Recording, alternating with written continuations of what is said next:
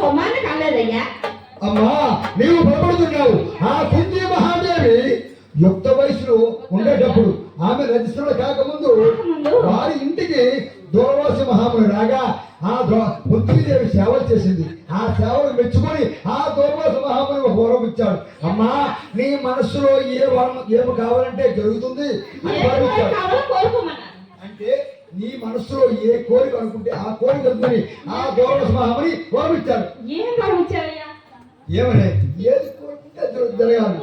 అప్పుడు చిన్న వయసు చేత ఆమె తెలియక ఉదయాన్నే కొలకు బాండువు పట్టుకొని నీళ్ళుకొని వెళ్ళి ఆ ఉదయించుతున్న సూర్యుని చూసి ఈ దూర్వాస మహామునిచ్చే వరం పనిచేస్తుంది అనేది అనుమానం వచ్చి అప్పుడు అన్నది ఆవిడ, ఆహా ఆ సూర్య భగవాను లాంటి కొడుకు పుడితే సంతోషంగా అన్నది అనేసరికి అప్పుడు సూర్య భగవాను తక్షణమే వచ్చి ఆమె పైన పిల్లలిస్తానంటే ఆవిడ అన్నది, అయ్యా నాకు పెళ్లి కాలేదు, నేను రజిస్టర్ అవ్వలేదు, కానీ నాకు పిల్లలిస్తున్నారు, తప్పు కదండి ఇలా చేయడం. అమ్మా నీవు కోరావు, నేను వచ్చాను, నీ వరప్రభావం తీరుస్తానని చెప్పి నీవు యోనిదార కొడుకులు చేస్తే నువ్వు తప్పు, కానీ నీవు చెవిరంగం ద్వారా నీ కొడుకులు ఇస్తున్నారు, అతని పేరే కరుడు, అందుచేను నీ కేసు తప్పు ఉండదని చెప్పి ఆమె కొడుకు ఇచ్చాడు. చెవిరంగం ద్వారా పుట్టినవాడే కర్ణుడు, అతనే అందుకు వరప్రభావాల కుంతి కొడుకులు కన్నది, కానీ ఏ తప్పు చేయలేదమ్మా.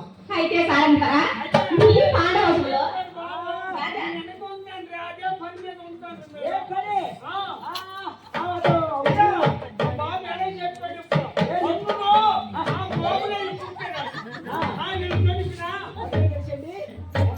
అంతేకాని ఏ తప్పు కాదమ్మా. మరి నీ వంశంలో మరి ఎవరు తప్పు చేసేవారు లేరా? ఒక్కరు కూడా తప్పు చేసిన వారు లేదు తల్లి, ఎవరు లేదమ్మా.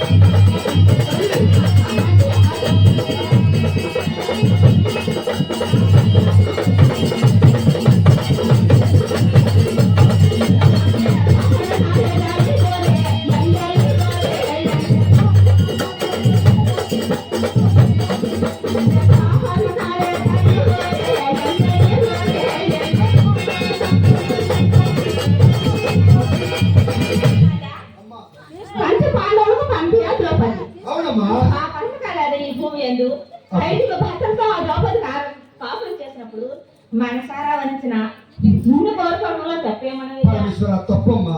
ఎందుకనగా పంచపాండవులకు భరతీయ ద్రౌపది అన్నావు గాని ఒక్క మాట తల్లి, ద్రౌపది గత జన్మలో ఒక మానవ గాంధీగా పుట్టింది. పుట్టైన పెళ్ళైన మరుసటి రోజు భర్త చనిపోతాడు. చనిపోతే ఆమె ఈశ్వరుడు తపస్సు చేయగా ఆ భర్త ప్రత్యక్షమయ్యాడు. పరమేశ్వరుడు ప్రత్యక్షమయ్యేసరికి అమ్మా నీకు ఏ వరం కావాలో కోరుకోమనగా భక్త పోని వియోగం చేత ఆ కాబోలాది భక్తని వరం అడిగింది. ఆమె వరానికి ఆ పరమేశ్వరునికి భర్తనిచ్చాను అని అన్నాడు. ఆ వర ప్రభావం వల్ల ఈ జన్మలో ద్రౌపదికి 5 భర్తలు అయ్యారు, కానీ ఈ జన్మ సుఖం కాదు తల్లి.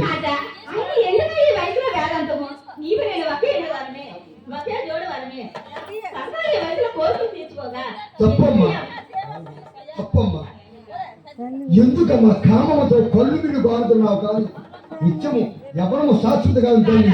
ఆయన నువ్వు అమ్మా నామా అమ్మా 9 చెల్లుల తోలు తిత్తియే గాని 9 చెల్లుల తోలు తిత్తియే గాని ఆటి చెల్లిన భద్రగటము కాదు.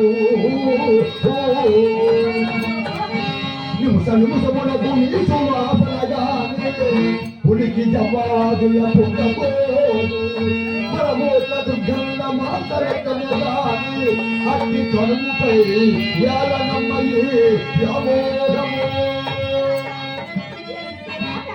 మాట్లాడుతున్నావు కోరి ఆడు పిలిస్తే చేతగాని మాట ఎందుకయ్యా అంటున్నావు? లేదమ్మా, రాజా నేను చేతగాక మాట్లాడదమ్మా, ధర్మముగా మాట్లాడుతున్నాను. రాజా ఆ దేవత కాక నువ్వు గొప్పవాడు ఏంటయ్యా? వారు దేవతలమ్మా, వారు సృష్టించగలరు, చంపేయగలరు. వారితో మనకు పోలిక తల్లి.